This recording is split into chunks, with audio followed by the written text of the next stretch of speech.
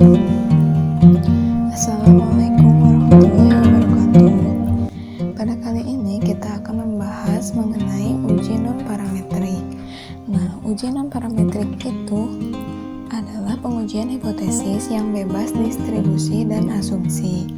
Artinya, pengujian ini tidak memiliki persyaratan data populasi berdistribusi normal, tidak diambil secara random juga, dan biasanya data berskala nominal atau ordinal. Uji non-parametrik ini terbatas terhadap dua sampel, yaitu uji non-parametrik dua sampel independen atau uji Mann-Whitney dan uji non-parametrik dua sampel berpasangan atau uji Wilcoxon. Nah, yang pertama ada uji Mann-Whitney U, merupakan alternatif pengujian perbandingan rata-rata dua jumlah sampel independen. Jika asumsi dalam statistik parametrik tidak dipenuhi, misalnya data berbentuk ordinal atau nominal, tidak berdistribusi normal, atau tidak diambil secara acak. Adapun langkah menghitung statistik uji Mann-Whitney U dilakukan dengan cara manual ataupun bisa juga dengan menggunakan SPSS. Nah, kali ini saya akan membahas langkah menghitung statistik uji Mann-Whitney U menggunakan SPSS, tetapi langkah manualnya akan diselipkan.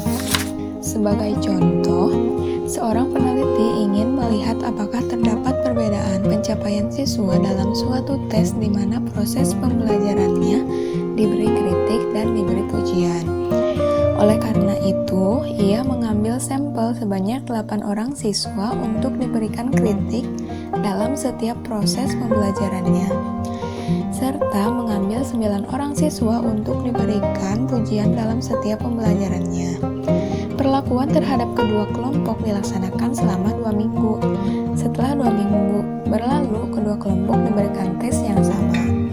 Adapun skor yang diperoleh kedua kelompok sampel adalah sebagai berikut. Dimisalkan kritik sama dengan X dan pujian sama dengan Y.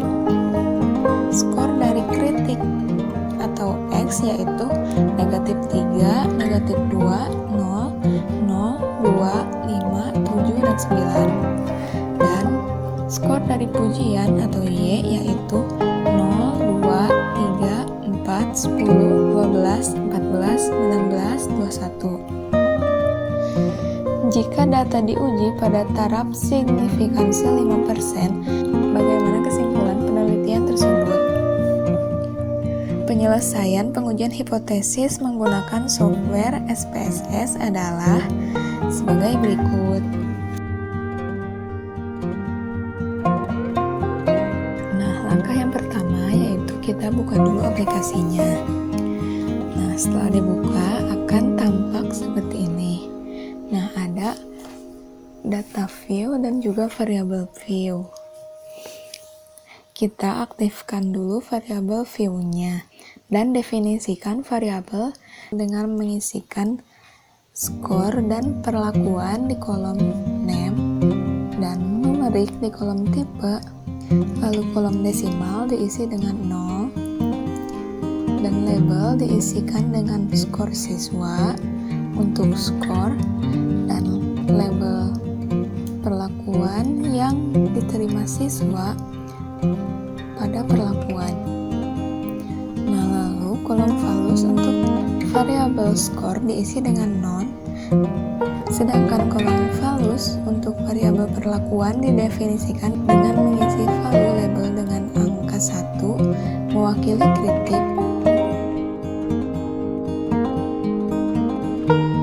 dan angka 2 mewakili pujian. Lalu kolom measure diisi dengan ordinal untuk variabel skor dan nominal untuk variabel perlakuan. Lalu kita kembali ke data view dan mengisikan skor tadi secara berurut dimulai dari kritik lalu pujian. Nah, diisi dari negatif 3 sampai 21. Lalu perlakuannya diisi dengan 1 atau 2. Nah, kenapa kita mengisi 1 atau 2 karena tadi sebelumnya kita sudah mengisi value label dengan angka 1 mewakili kritik dan angka 2 mewakili pujian. Nah, ketika kita mengisikan 1 atau 2, nanti akan muncul hasilnya kritik atau pujian. Nah, kita mengisikannya sesuai dengan skor tadi yang ada pada kritik ataupun pujian. Lalu kita bisa save terlebih dahulu dengan nama uji Mann-Whitney sesuai dengan yang kita bahas. Lalu kita akan analisis, yaitu kita klik analyze, lalu descriptive statistic, lalu pilih explore, lalu masukkan skor ke kotak dependent list dan variabel perlakuan ke dalam kotak factor list. Pilih statistik, lalu pilih descriptive dan continue. Selanjutnya pilih plots, pilih factor levels together, centang normality plots with test, pilih power estimation, pilih continue.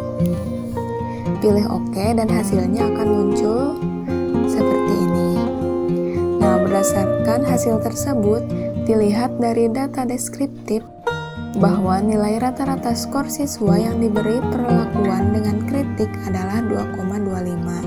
Sedangkan rata-rata skor siswa yang diberi perlakuan dengan pujian adalah 9,44. Nah, sudah sampai sini kita belum selesai. Untuk langkah selanjutnya yaitu pilih menu Analyze, pilih Non-Parametric Test, pilih Legacy Dialogues, pilih 2 Independent Samples. Lalu masukkan variabel skor ke dalam kotak test variable list dan variabel perlakuan ke dalam kotak grouping variabel. Yang selanjutnya yaitu pilih Define Groups, lalu tuliskan angka 1 ke grup 1 dan angka 2 ke grup 2, lalu pilih Continue. Nah, selanjutnya centang atau checklist Mann-Whitney pada tes tipe. Lalu selanjutnya pilih option pada kotak statistik, pilih descriptive, dan pada kotak missing values pilih exclude case test by test, pilih continue. Pilih OK, hasil dapat dilihat pada gambar berikut. Nah, pada gambar ini dapat dilihat bahwa nilai Mann-Whitney U adalah 14,5, sama seperti hasil hitung manual. Nah, seperti ini. Nilai sig 2 Thailand adalah 0,036. Nilai signifikansi ini lebih kecil dari taraf signifikansi 0,05. Sehingga dapat disimpulkan bahwa pencapaian siswa yang proses pembelajarannya diberikan kritik berbeda dengan siswa yang proses pembelajarannya diberikan pujian, dan mengindikasikan bahwa pencapaian siswa yang proses pembelajarannya diberikan pujian lebih baik daripada siswa yang proses pembelajarannya diberikan kritikan. Nah, untuk selanjutnya yaitu kita akan ke uji Wilcoxon. Nah, uji Wilcoxon atau lebih dikenal dengan nama uji bertanda peringkat Wilcoxon merupakan alternatif bagi uji perbedaan dua rata-rata di antara dua sampel yang berpasangan. Adapun langkah pengujiannya adalah sebagai berikut ini. Nah, untuk uji Wilcoxon juga dapat menggunakan manual dan menggunakan SPSS. Nah, kita akan lebih fokus menggunakan SPSS-nya seperti uji Mann-Whitney U. Nah, sebagai contoh, peneliti ingin mengetahui benar tidaknya vitamin jenis A membuat perbedaan dalam kinerja otak. Oleh karena itu, ia mengambil 10 sampel anak usia 10-13 tahun. Peneliti mengukur kinerja otak 10 anak tersebut dengan suatu tes tertentu sebelum diberikan vitamin jenis A.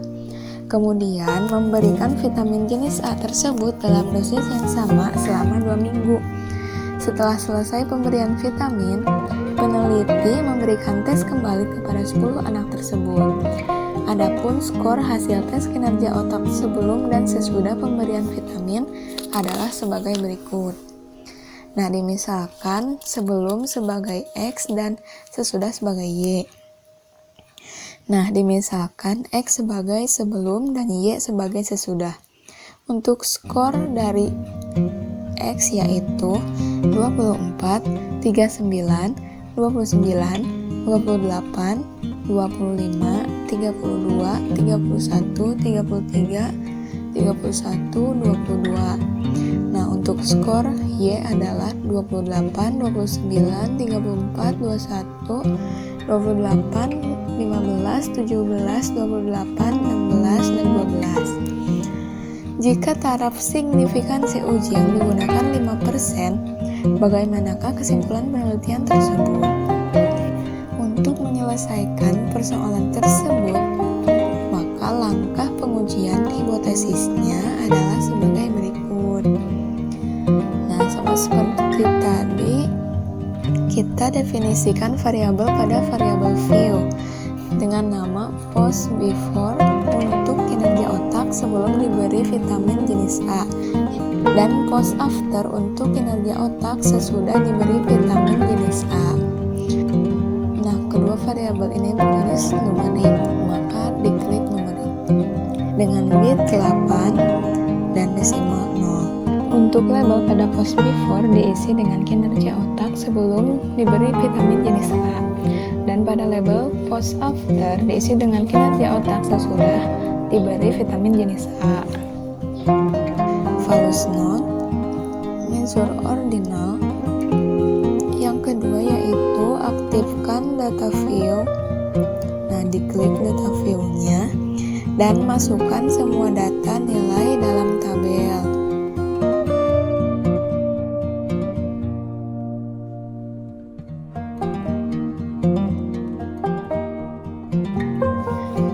Lalu jika sudah, kita simpan terlebih dahulu, bisa juga tidak disimpan. Lalu kita klik analyze, lalu non-parametric test, lalu kita pilih legacy dialog, lalu kita pilih 2 related samples, lalu langkah selanjutnya yaitu masukkan nilai sebelum dan sesudah ke dalam kotak test fires berturut-turut dalam variabel 1 dan variabel 2. Nah, seperti ini. Pilih, di situ ada dalam tes tipe yaitu centang Wilcoxon. Pilih OK. Nah, hasilnya bisa dilihat seperti ini. Nah, berdasarkan hasil pengujian tersebut, dapat dilihat bahwa pada kolom sum of rank atau nilai Wilcoxon-nya sama dengan hasil perhitungan manual, yaitu 48,5 dan 6,5. Nah, seperti ini. Dari nilai tersebut dipilih yang paling kecil sebagai nilai Wilcoxon, yaitu 6,5. Nilai signifikansi uji adalah 0,032. Nilai ini lebih kecil dari taraf signifikansi pengujian yaitu 0,05, yaitu 5% tadi. Sehingga dapat disimpulkan bahwa H0 ditolak atau H1 diterima. Dengan demikian dapat kita simpulkan rata-rata kinerja otak sebelum dan sesudah mengkonsumsi. Nah, dengan demikian dapat kita simpulkan rata-rata kinerja otak sebelum dan sesudah mengkonsumsi vitamin jenis A berbeda. Karena nilai Wilcoxon itu lebih kecil, maka dapat disimpulkan bahwa vitamin jenisnya Vitamin jenis A nyatanya mengakibatkan menurunnya kinerja otak.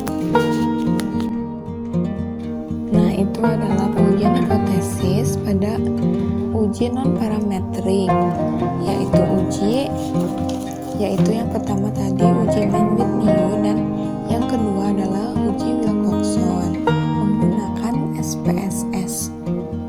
Nah, mungkin itu saja dari saya. Cukup sekian dan terima kasih. Semoga bermanfaat. Wassalamualaikum.